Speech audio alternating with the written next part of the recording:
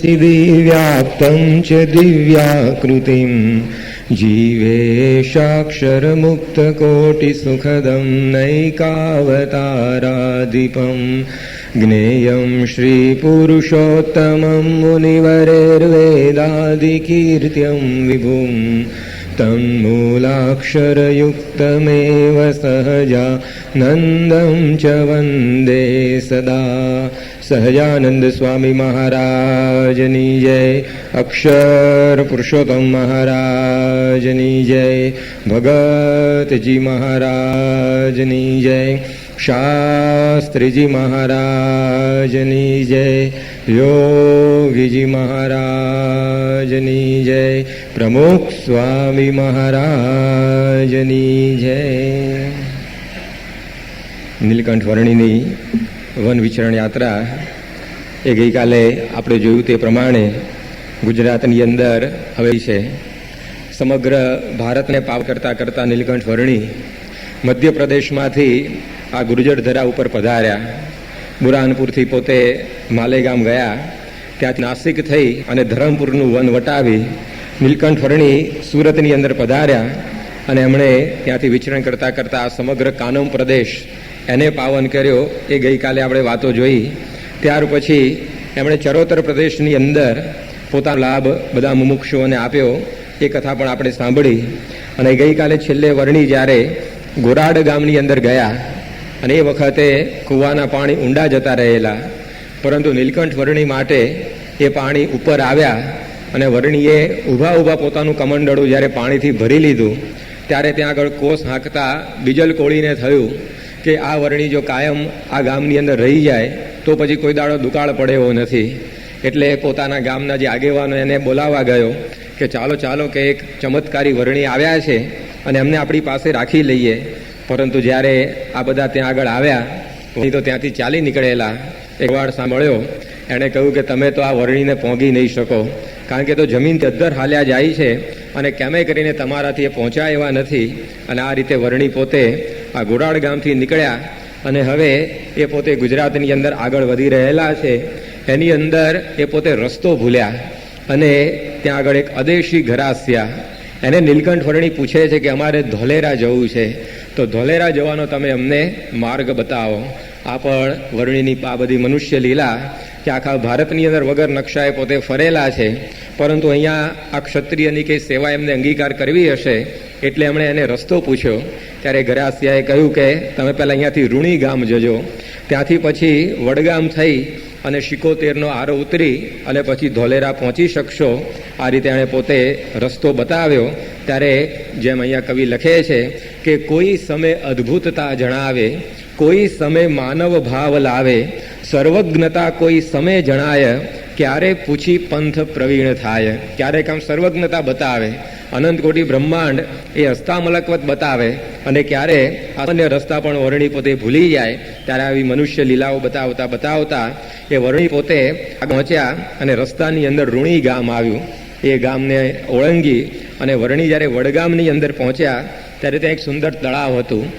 આ તળાવના કિનારે એક ઘટાદાર વડના ઝાડ નીચે નીલકંઠ વર્ણીએ કૂવો જોયો અને આ કાંદજી કૂવાની પાસે નીલકંઠ વર્ણીએ મુકામ કર્યો અને પાણી જે આ કૂવાનું મીઠું હતું એને પીવા માટે વર્ણી પોતે જ્યારે કૂવાની પાસે ગયા ત્યારે ત્યાં ગામની પણ 25-20 નરનારીઓ આવી રીતે બધા ત્યાં આગળ આવેલા. અને આ બધી પનિહારીઓએ જ્યારે નીલકંઠ વર્ણીની મૂર્તિ દેખી ત્યારે 9 રસમય મૂર્તિ આ નીલકંઠ વર્ણીની દેખાઈ. જે 9 રસનું વર્ણન એ શાસ્ત્રોમાં છે એ બધાય રસ આ વર્ણીની સુકોમળ કાયાની અંદર એ બધા દેખાયા. અને નારીઓ બધી પરસ્પર વાતો કરવા લાગી કે દીઠા કોઈએ રૂપ શૃંગાર, જાણે કોટી કામનો મદ હરનાર. જાણે આ શૃંગાર રસ એ મૂર્તિમાન અહીંયા આવી ગયો હોય એવો કેટલાકને આ ભાવ થયો. હાસ્ય રૂપે દીઠા કોઈએ હરી, હસાવે છે હરી હાસ્ય કરી. કોકને હાસ્ય રસ આ વર્ણીના સ્વરૂપની અંદર દેખાયો અને આવી રીતે અનેક દુઃખોની વચ્ચે પણ જાણે આ વર્ણી આપણને હસાવી રહ્યા છે એવો અનુભવ થયો. કોકને એમની હાંસી એટલે કે હાસ્ય એટલું બધું મધુર લાગ્યું કે કહે કોઈ જુઓ એની હાંસી, જાણે હોય શું મોહની ફાંસી. કે આપણા આવી રીતે ગળાની અંદર આ ફાંસી નાખી દેશે, કહેતા આપણને એના રૂપની અંદર એ ગુલતાન કરી દેશે. આવી પ્રકારનું આ વર્ણીનું હાસ્ય છે. કોઈને એમની અંદર કરુણાનો રસ દેખાયો કે દીઠા કોઈએ કરુણા રૂપ અતિ કોમળ ગાત્ર અનુપ કહે એક સુણો સૌ નારી આની કાયા છે કોમળ સારી પણ પગમાહી નથી મોજડિયો આતે બાળ ક્યાંથી આવી ચડ્યો ખૂંચતા હશે કાંકરા પાયે મારા દિલમાં દયા ઘણીએ થાય. કેટલીક નારીઓને આ રીતે કરુણાનું દર્શન આ વર્ણિની મૂર્તિમાં થયું, જે એક પ્રક્ષ આપણા ત્યાં ગણાવવામાં આવેલો છે. ત્યાર પછી કોકને આ વર્ણિની અંદર રૌદ્ર રસના દર્શન થયા અને પછી નારીઓ પરસ્પર વાત કરવા લાગી કે વળી કોઈક બાઈ કહે છે રુદ્ર રૂપ આ કોઈ દિશે છે, એની આંખો દિશે અતિ રાતી જાણે હોય શું ક્રોધે તપાતી.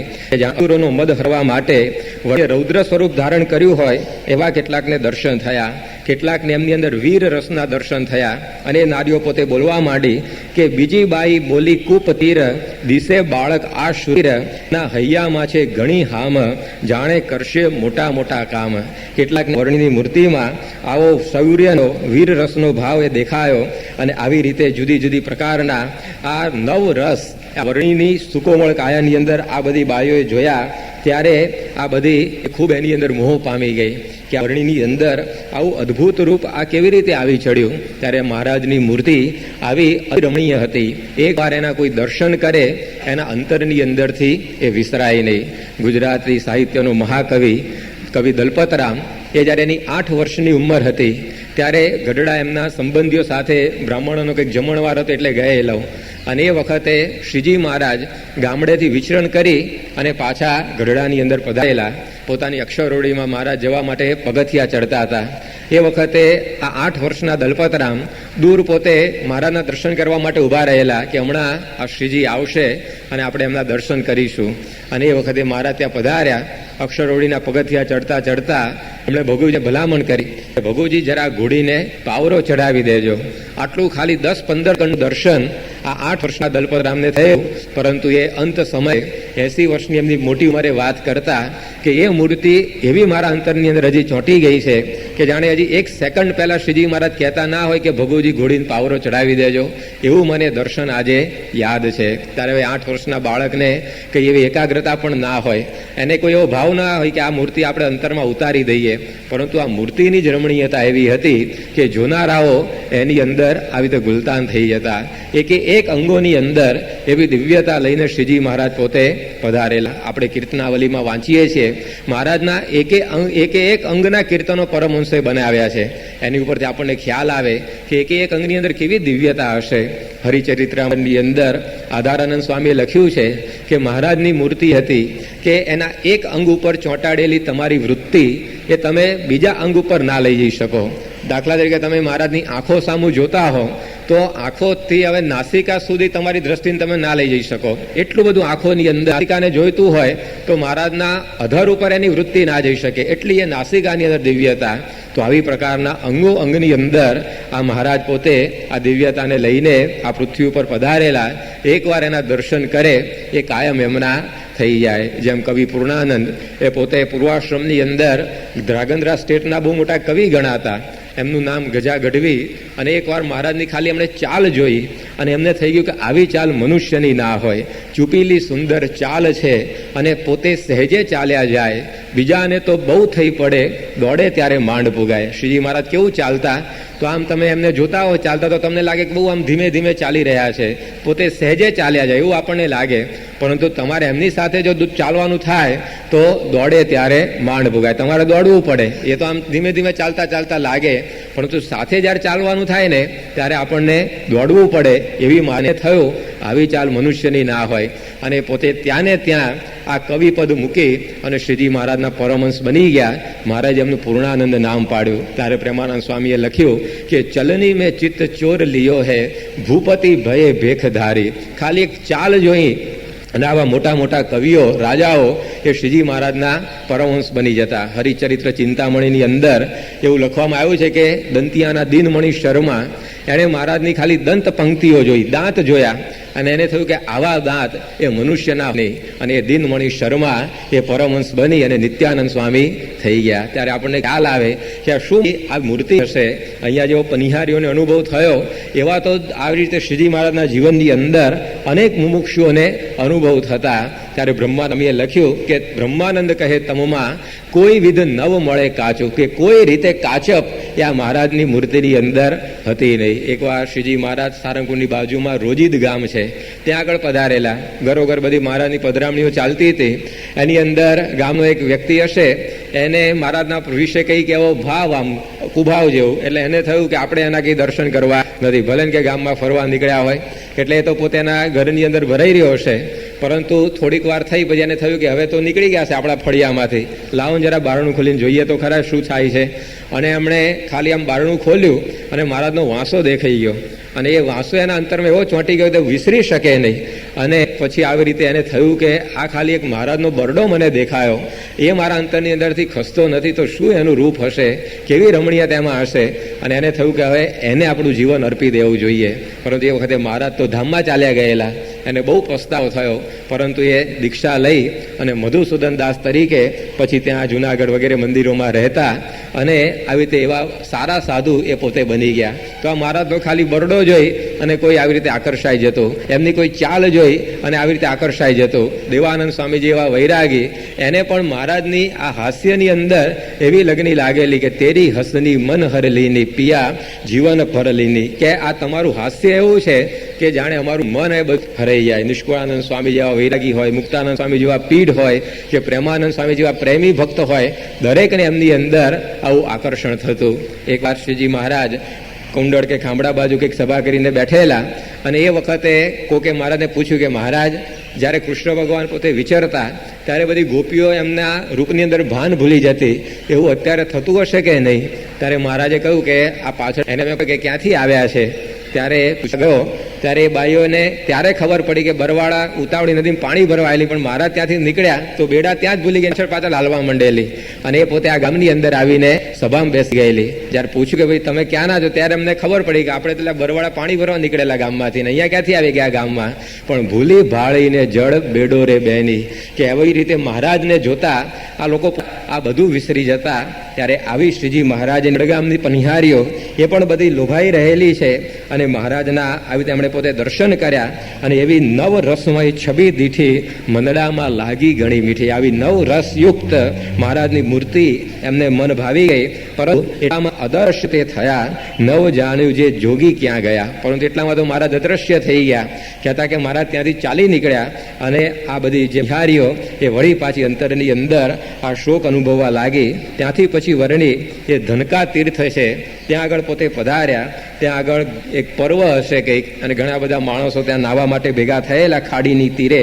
પરંતુ ત્યાં વર્ણીએ જોયું કે આવી રીતે બાઈ ભાઈનો બધો ભેળીસાવ, એટલે એમને ત્યાં ઠીક લાગ્યું નહીં. અને પછી એ વર્ણી ત્યાંથી બધા આગળ નીકળ્યા, અને ત્યાંથી ફરતા ફરતા 75નો આરો નામની એક જગ્યા એ ધોવા જતા આવે છે, ત્યાં આગળ મહારાજ પધાર્યા. અહીંયા જોયું તો એક લાખો કોળી, એની પાસે એક બહુ મોટી જોડી હતી, એની અંદર માછલા બધા પકડી રહેલો, અને ઘણા બધા માછલા એણે પકડી અને પોતાની જોડીમાં ભેગા કરેલા. ત્યારે શ્રીજી મહારાજે એને પાસે જઈને પૂછ્યું, એટલે આ શું કરે છે? પેલો કહે કે હું તો આ બધા મત્સ્ય મારું છું, કહેતા કે માછલા પકડું છું અને મારું જીવતર એ ગુજારું છું. ત્યારે હું નીલકંઠ વર્ણી એને સમજાવે છે કે તું આ બધા જે પાપ કરે છે, પરંતુ એના બધા કર્મ તારે ભોગવવા પડશે, માટે એના કરતાં તું કંઈક મહેનતનું કામ કર. આ જીવને મારીને આવી રીતે આપણે શું પેટ્યું રડવાનું?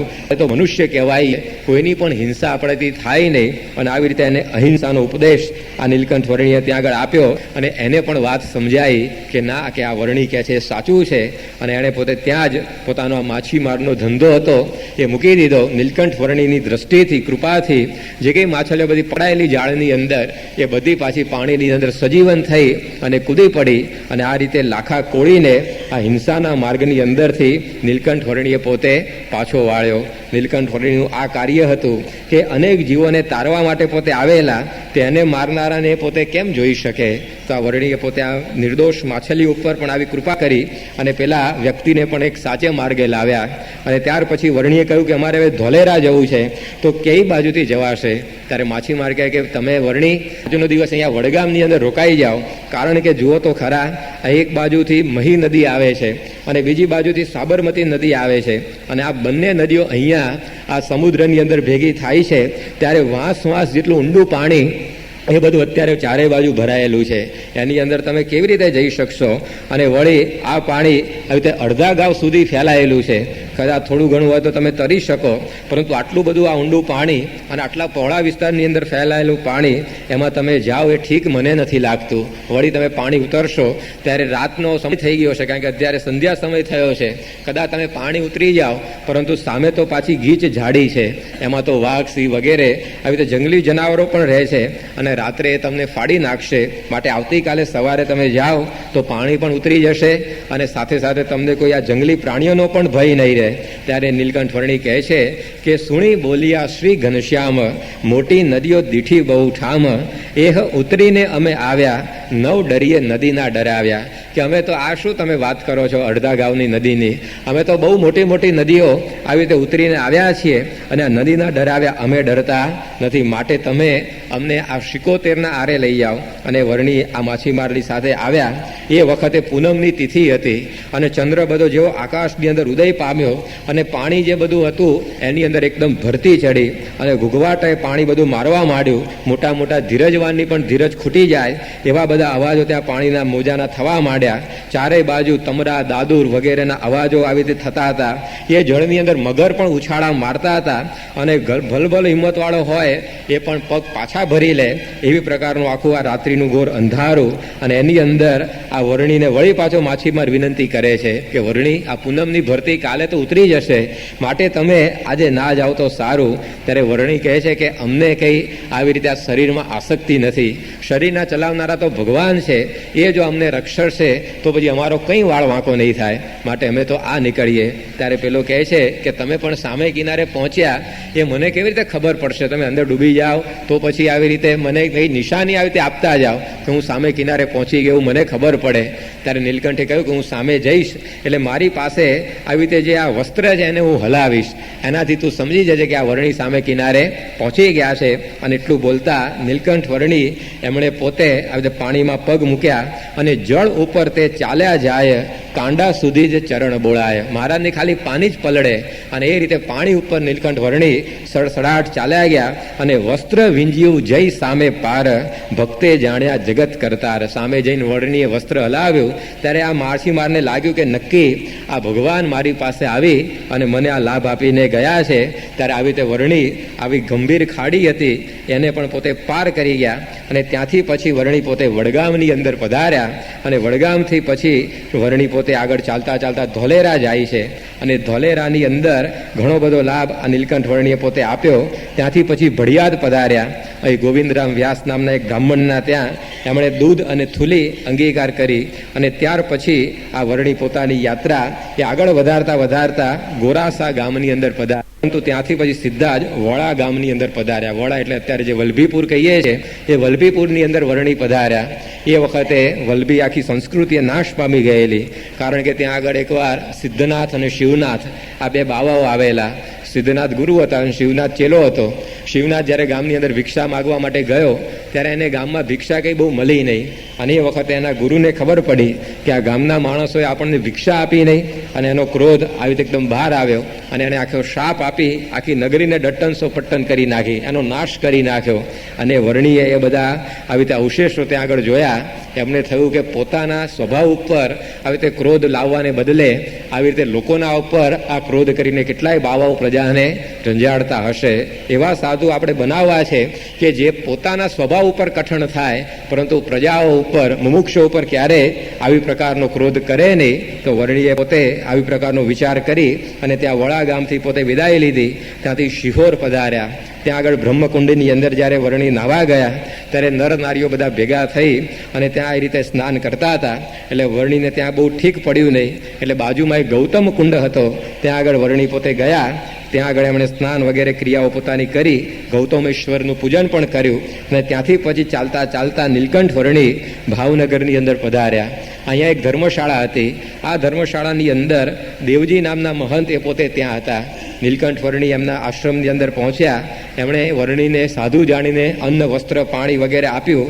ત્યારે વર્ણીએ પછી એમની સેવા અંગીકાર કરી અને 3 દિવસ સુધી એ વર્ણી પોતે ત્યાં આગળ રહ્યા. જ્યારે પોતે વિદાય થયા ત્યારે આ મહંત એમના પગમાં પડી ગયો અને વર્ણીને કહે છે કે તમે અહીંયાથી જશો નહીં, આ આખી જે ધર્મશાળા અને આશ્રમ છે મારે હું તમને આપી દઉં, તમે એના ધણી થઈ જાઓ, પરંતુ તમે અહીંયા રોકાઓ. ત્યારે વર્ણીએ પોતે એમની આમંત્રણ સ્વીકારવાની ના પાડી અને વર્ણી ત્યાંથી ચાલી નીકળ્યા એ મહંત એને ઠુકરાવીને. અને ત્યાંથી આગળ ચાલતા ચાલતા એક કુકડ નામનું ગામ આવ્યું. અને એ કુકડ ગામની અંદર ત્યાંના દરબાર ભગવાનસિંહ અને એમનો જે કારભારી જીવો ઠક્કર એ બંને જણા ડેલી આગળ બેઠેલા. અને ત્યાં આગળ જઈ અને નીલકંઠ વર્ણીએ પૂછ્યું કે આવી રીતે આ ગામની અંદર આ કેટલી વસ્તી છે, કોણ દરબાર છે, આ રીતે થોડી ઘણી બધી પૂછા કરી. અને એ વખતે આ ભગવાનસિંહ દરબાર એણે પણ નીલકંઠ વર્ણીને પૂછ્યું કે તમે કોણ છો અને ક્યાંથી આવો છો, શું તમારું નામ છે? ત્યારે કહે હરી ફરતા અમે છીએ, અનિર્દેશ વિશે અમે રહીએ, જન્મ કર્મથી નામ છે અનંત, ગણતા કોઈ પામે ન અંત. વર્ણી કે હું તમને મારા કેટલા નામ ગણાવું કે મારા કર્મને લીધે, એટલે કે મેં જે કંઈ કાર્યો કર્યા છે એને લીધે ઘણા બધા અનંત નામ એ લોકોએ અમારા પાડ્યા છે અને વળી પાડતા રહેશે. અમે અનિર્દેશ ધામની અંદર રહીએ છીએ અને ગણતા બહુ જુગ વહી જાય, છતાં પણ નામ મુજથી એ ન ગણાય. મારા એટલા બધા નામ એ બધા ભક્તો પાડે છે કે યુગોના યુગો વીતી જાય પણ અમારા નામની ગણતરી થઈ શકે એવી નથી. અને આ રીતે વર્ણી પોતે આટલું કંઈ જતા રહ્યા. આવી અગમવાણી વર્ણીએ ઉચ્ચારી, પણ કારભારી હોશિયાર હતો. એને થયું કે આ વર્ણી કંઈક આવું આમ ન સમજે એવું બોલી ગયા, એ કોણ હશે અને કોઈક આવી રીતે બહુ મોટા ચમત્કારી વર્ણી લાગે છે. એટલે પોતે પોતાના રાજાને વાત કરે છે કે આ રાજા આપણે ત્યાં અતિથિ આવ્યા પણ આપણે એનો કંઈ આદર સત્કાર તો કર્યો નહીં, અને અતિથિનો જ્યારે સત્કાર ન કરીએ ત્યારે ઘણી બધી ઉપાધિ આવતી હોય છે, માટે તમે આ વર્ણીને પાછા બોલાવી લાવો. અને એ રીતે આ રાજાને જણાવ્યું. એટલે રાજા પણ ઊભો થયો અને બંને જણા આ નદી કિનારે જઈ અને વર્ણી ત્યાં આગળ આંબાના ઝાડ નીચે બેઠેલા એમને વળી પાછા આવી રીતે ગામની અંદર આવવા માટે વિનંતી કરે છે કે તમે અમારું અન્ન પાણી અંગીકાર કરો તો અમારું પણ કલ્યાણ થાય. અને એમ કરીને વર્ણીએ કહ્યું કે તમે અહીંયા અન્ન પાણી લઈ આવો, અમે અહીંયા બેઠા બેઠા તમારી આ રસોઈ જમીશું. અને એ વખતે વર્ણીએ ત્યાં આગળ ભગવાનસિંહ રાજાની રસોઈ જમી અને વર્ણીએ આવી રીતે એની સેવા અંગીકાર કરી. એના સુષુપ્ત સંસ્કાર બધા જાગૃત થઈ ગયા. કુસંગનો જે એને યોગ થઈ ગયેલો એ કુસંગ બધો એનો ટળી ગયો અને શ્રીજી મહારાજના પોતે અનન્ય સત્સંગી આગળ જતા બન્યા. એકવાર એ પોતે ગઢડા જ્યારે પધારેલા ત્યારે 3 સંકલ્પો કરીને આવેલા કે શ્રીજી મહારાજ એક તો મને આવી રીતે નામ દઈને બોલાવે, મને હાર પહેરાવે અને મને ત્યાં આગળ રોકાવાની વાત કરે તો આ વર્ણી પોતે સાચા. અને એમની સાથે એક ચારણ પણ હતો. એ ચારણે કહ્યું કે આ જો ભગવાન હોય તો આ તમે 3 પરીક્ષાઓ એમની કરજો અને જો 3 સંકલ્પો સિદ્ધ થાય તો આપણે ત્યાં આગળ રહી જઈશું. અને એ વખતે નીલકંઠ વર્ણી એટલે કે એ વખત તો મહારાજ પોતે આજે ધર્મધુરા સંભાળી લીધેલી અને ત્યાં આગળ આવ્યા ત્યારે મહારાજે એમનું નામ પૂછ્યું. ત્યાર પછી એ વખતે કંઈ હાર હતો નહીં આજુબાજુ, પરંતુ પલકારાની અંદર ક્યાંથી હાર આવી ગયો અને કેવી રીતે ભગવાનસિંહના ગળાની અંદર હાર પડ્યો એ કોઈને ખબર નહીં, પણ હાર મહારાજે એમને પહેરાવ્યો. અને જ્યારે જવાની વાત કરી ત્યારે નીલકંઠ વર્ણી એટલે કે મહારાજે એમને કહ્યું કે તમે 3 રાત અહીંયા રોકાઈને પછી જજો. અને આ રીતે નીલકંઠ વર્ણી એમના બધા સંકલ્પો શ્રીજી મહારાજે પૂરા કર્યા. એમનો જમણો હાથ પકડીને એમને બાજુમાં બેસાડ્યા. એવી રીતે આ બધા સંકલ્પો એમને પૂરા થયા અને એમને થયું કે નક્કી આ ભગવાન છે. અને પછી પોતે ત્યાં આગળ આવી રીતે મહારાજના અતિ દ્રઢ આશ્રિત બની ગયા. અને એ વખતે મહારાજે પછી એમને વર્તમાન ધરાવ્યા અને કહ્યું કે તમારે કંઈ ઈચ્છા હોય તો માગો. ત્યારે પેલા ભગવાનશ્રી કહે છે કે એક તમારા આશ્રય મને રાખો, તમારા સિવાય બીજે કંઈ વૃત્તિ ના જાય એવું તમે મને કરી આપો. વર્ણી કહે તો બધું થશે પણ તમારે આ સંસાર વ્યવહારનું કાંઈ માગવું નથી. ત્યારે એ પોતે કહે છે કે તમારી દયાથી જરૂર પૂરતું બધું મને મળી રહે છે, માટે તમારે આપવું હોય તો આ મને આપો. 3જી વાર પણ પાછું મહારાજે કહ્યું કે તમારે કંઈ માગવું હોય તો માગી લો. ત્યારે આ ભગવાનશ્રી કહે છે કે મારે તો જે આ માગ્યું એ જ મને આપો કે તમારી મૂર્તિ મારા અંતરમાં કાયમ સ્થિર થઈ જાય. ત્યારે મહારાજ એમની આવી માગણીથી રાજી થયા. મુક્તાનંદ સ્વામી બાજુમાં તેને મહારાજે કહ્યું કે જુઓ કે આ ભક્ત કેવા અનન્ય છે કે 3 વાર અમે એમને આવી રીતે માગવાનું બધું કહ્યું છતાં પણ આ લોકોને એમણે કશુંય માગ્યું નહીં. તો આવા ઉત્તમ ભક્ત આ પોતે બનેલા, કારણ કે આ વર્ણીની આવી સેવા એમણે પોતે જ્યારે કરી ત્યારે આ બધા સંસ્કારો એમના જાગૃત થઈ ગયા. ત્યાંથી પછી નીલકંઠ વર્ણી કુકડથી ફરતા ફરતા દિહોર ગામની અંદર પધાર્યા. આપણા સંપ્રદાયમાં જે હર્ષદભાઈ દવે થઈ ગયા, જેમણે આ બધા મહારાજના અને યોગી આ શાસ્ત્રીજી મહારાજ ભગતજી મહારાજના ચરિત્રો લખ્યા છે, જીવન ચરિત્રો, એમનું આ ગામ. અને આ રીતે આ દિહોર ગામની અંદર એ પોતે પધાર્યા અને ત્યાં આગળ ઘણા બધા આવી રીતે વર્ણીને જોવા માટે ભેગા થઈ ગયા. એ બધાને વર્ણીએ સદુપદેશ આપ્યો પણ વાત સાંભળીને બધા પોતપોતાના ઘેર જતા રહ્યા. કોઈએ જમવાનું પણ આ વર્ણીને પૂછ્યું નહીં, કઈ જગ્યાએ ઉતારો કરશો એ પણ પૂછ્યું નહીં. એ વખતે એક ભાવસારની પત્ની એણે પોતે આ વાત જોઈ કે આ બધા પોતે ઉપદેશ સાંભળવા ભેગા થયા, પરંતુ કોઈએ આ વર્ણીને જમવાનું પૂછ્યું નથી. એટલે પોતાનો એક નાનો દીકરો હતો મૂળજી, એને કહ્યું કે જા તું આ વર્ણીને પૂછી આવ કે પોતે શું જમશે તો આપણે એમને જમાડીએ. અને આ મૂળજી પોતે પૂછી આવ્યા અને એ વખતે એમણે પોતે ત્યાં આગળ આ રસોઈ બનાવી પોતાના દીકરાની પાસે એમણે સીધું મોકલાવ્યું અને વર્ણીને ત્યાં જમાડ્યા. પાણી પણ ત્યાર પછી પાછળ મોકલાવ્યું અને પાણી પણ પીવડાવ્યું. અને આવી પ્રકારની વર્ણી એમની સેવા અંગીકાર કરી. થોડી પ્રસાદી એ મહારાજ પોતે લીધી અને બાકીનું બધું અન્ન એ એમના માતાને અને આ મૂળજીને પાછું આપ્યું અને કહ્યું કે તમે આ બધી પ્રસાદી જમી જજો. ત્યારે પેલો પુત્ર એ પોતે હોશિયાર હતો, એ કહે છે કે મારી માતાએ એવું પણ કહેવડાવ્યું છે કે તમારે જો સૂવું હોય તો પલંગ લાવો, એટલે કે તમે રાત રોકાઈ જાઓ. એની ભાવસારની પત્ની પોતે હોશિયાર હશે કે આ પલંગનું પૂછે એટલે રાત રોકાઈ જાય. અને એ રીતે વર્ણીને જ્યારે આ પૂછવામાં આવ્યું કે હું તમારા માટે પલંગ લઈ આવું, ત્યારે નીલકંઠ વર્ણી કહે છે કે અમે તો ત્યાગી છીએ અને અમે ક્યારે આ પલંગ ઉપર સૂતા જ નથી. અમને તો પૃથ્વી રૂપી જે આસન એની ઉપર સારી બધી આ નિંદ્રા આવે છે. અને આ રીતે વર્ણી પોતે ત્યાં આગળ રોકાયા. અને પછી નીલકંઠ વર્ણી બીજે દિવસે સવારે ત્યાંથી નીકળવાની તૈયારી કરે છે.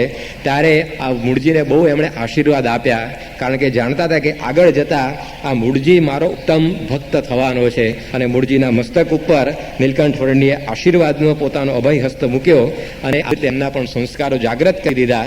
આગળ જતાં આ મૂળજી પોતે એવા અનન્ય ભક્ત થયા કે જ્યારે જ્યારે મૂળજીના દર્શન કરે ત્યારે શ્રીજી મહારાજ પોતે કહેતા કે મુક્ત અક્ષરધામના આ છે, અમ સંગે ત્યાંથી જ આવ્યા છે. મહારાજ કહેતા કે અક્ષરધામનો મુક્ત છે મૂળજી, અને અમારી ભેગો એ પોતે અક્ષરધામમાંથી અહીંયા પૃથ્વી ઉપર આવ્યો છે. ત્યારે આવી પ્રકારના એ ઉત્તમ ભક્તરાજ થયેલા. એકવાર મહારાજના માટે બધી કેરીઓ એ ખરીદી અને પછી પોતે ગઢડા લઈ પહોંચ્યા અને મહારાજે બધી આ કેરીઓ એમની ખાધી, પ્રસાદીની કરી. ત્યારે પછી આ મૂળજી ભક્તને મહારાજ પૂછે છે કે મૂળજી ભક્ત, હવે તું જે માગે હું તને આપું. ત્યારે આ મૂળજી પોતે કહે છે કે ભગવાન મારે બીજું કાંઈ જ નથી જોઈતું, પરંતુ કર જોડીને મૂળજી કહે જ્યાં સુધી આ કેરીઓ રહે જમો નિત્ય તે જન પ્રતિપાળ, એ જ માગું છું દીનદયાળ, કે જ્યાં સુધી આ કેરીઓ ચાલે ત્યાં સુધી તમે જમજો. કારણ કે મહારાજ પોતે એવા ત્યાગ વૈરાગ્યવાળા હતા કે ક્યારે સારા પદાર્થો ભોગવતા નહીં. તો બધા હરિભક્તોને જ્યારે માગવાનું કહે મહારાજ ઘણી વાર રાજી થઈ, ત્યારે ભક્તો આવું માગતા કે જેથી શ્રીજી મહારાજ કંઈક આવી રીતે સારું જમે, સારું પહેરે. એકવાર બાપુભાઈને પણ મહારાજે કહ્યું કે હું તમારી ઉપર રાજી છું, તમે જે માગો હું તમને આપો. ત્યારે બાપુભાઈએ માગેલું કે તમે હવે આજથી એકાદશીનો ઉપવાસ કરવાનું બંધ કરો અને રોજ ગરમ પાણીએ નાહવાનું ચાલુ કરો. તો આવી રીતે મહારાજની હું આવી રીતે દેખરેખ રહે એવી જ પ્રકારની બધી ભક્તો માગણી કરતા. કારણ કે મહારાજ આવી રીતે ધર્મધુરા સંભાળ્યા પછી પણ એવું આકરું તપ કરતા કે ન પૂછો વાત. એ ક્યારેય સારા પદાર્થો જમતા નહીં, સારા વસ્ત્રો પહેરતા નહીં, કોઈ પણ પ્રકારની સારી સગવડ સ્વીકારતા નહીં. તો આવી પ્રકારનું એમનું જીવન હતું. એકવાર સદાવ્રત મહારાજ આપતા હતા શરૂઆતના વર્ષોની અંદર, અને એક બાવો ત્યાં સદાવ્રત લેવા આવ્યો અને બધાએ કહ્યું કે તમે લાઈનમાં ઉભા રહો, સદાવ્રત તમને મળી જશે. ત્યારે પેલો શું કે નહીં, આમ તો કે મહંત કે સાથ જમેગા. એને એમ કે મહંત છે સદાવ્રત આપનારા, એ બહુ સારું જમતા હશે, કારણ કે આટલું બધું આપે છે સદાવ્રત, તો પોતે તો કેટલું બધું સારું જમતા હશે. એટલે બધાએ કહ્યું ભાઈ મહંતની જોડે જમવા માલ નથી, છાનામાં સદાવ્રત લઈ લો, એમાં સારું રહેશે. પેલા એને ના પાડીને એટલે એને વધારે ફિટ થઈ ગયું કે ના હવે તો મહંત સારું જ જમતા હશે. એટલે એને કહ્યું નહીં નહીં, આમ તો મહંતજી કે સાથી જમેગા. પેલા વળી પાછું આવી રીતે સંતોજી કહી હશે એમને સમજાવ્યું કે મહંત સાથે તમે નહીં જમી શકો. અને જેમ જેમ આ બધા સમજાય પેલા દ્રઢ થતું જાય કે ના હવે તો મહંત કંઈક સારું જ જમતા હોવા જોઈએ, એટલે આ બધા ના પાડે. અને પછી બપોરે 12 વાગ્યાનો સમય થયો, મહારાજ પોતે જમવા માટે બેઠા. તે પેલા મરચાનો ગોળો વાળેલો એ મહારાજે પોતે આવી રીતે જમવા માટે મંગાવ્યો અને એ ગોળો ત્યાં મહારાજના પાત્રમાં મૂકવામાં આવ્યો. એટલે પેલા થયું કે હા કે જો આ મહંત તો લાડુ ઠપકા રહે છે ને કે, એટલે એણે કહ્યું મારામાં 2 મૂકો. કે મહારાજે તો એક જ લીધો. વર્ણી કે પેલા ચાખજો પછી આવી રીતે તમે જમજો. પેલા કે ના ના કે 2 તો હું જમી જ જઈશ, કે એક કટકામાં મારતો અડધો પતી જાય. ત્યારે પછી આવી રીતે મહારાજે કહ્યું સારું ત્યારે જમો. અને જ્યાં પેલો કોળિયો મોઢાની અંદર મૂક્યો, આંખમાંથી પાણી, નાકમાંથી પાણી, શરીર પરસેવે રેપઝેપ થઈ ગયું. એટલું બધું તીખું મરચું એ બધું અંદર હતું. ત્યારે પછી પેલો આમ ઊભો થઈ ગયો કે હવે કે આવું તમે કે જમો છો, કે મને તો એમ કે સારું જમતા છો મહંત છો. એટલે પછી ખો ભૂલી ગયો, મહંતજી કે સાથ નહીં, પણ કે હવે લાઈનમાં ઉભા રહીને જે આવે જમી લઈશું. તો આવી પ્રકારની મહારાજની રીતિ કે પોતે આવા લાખોના આવી રીતે ભગવાન છતાં પણ આવું આકરું તપ કરતા. ત્યારે મૂળજીએ પણ આ વાત કરી કે તમે કે આ જ્યાં સુધી કેરીઓ ચાલે ને ત્યાં સુધી કેરીઓ જમવાનું રાખજો, આ મારે તમારી પાસે માગવું છે. તો આ રીતે ભક્તો બધા મહારાજની આવી રીતે સંભાળ રાખતા અને મહારાજ પણ પોતે એમનું આવી રીતે આ માગણી સ્વીકારી અને કેરીઓ બધી અંગીકાર કરતા અને એમનો જે ભાવ એને વખાણતા કે જેવા શબરીના બોર હતા અને જેવી આ વિદુરની ભાજી હતી એવી રીતે આજે અમે આ કેરી જમીને મહારાજ કે રાજી થયા છીએ.